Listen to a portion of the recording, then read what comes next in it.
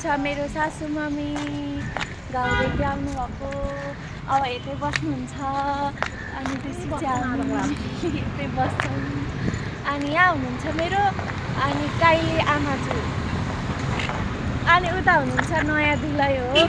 अनि उहाँ दुलै चाहिँ एकदम लजाउनुहुन्छ अनि त्यसपछि लाज लाग्छ अरे के उहाँलाई घुम्टी ओर्दै हुनुहुन्छ जुन गिरी बन्नुहुन्छ उहाँ त फेरि अब चाहिँ हाम्रो सबैजना देखिसकेका छन् हेलो हेलो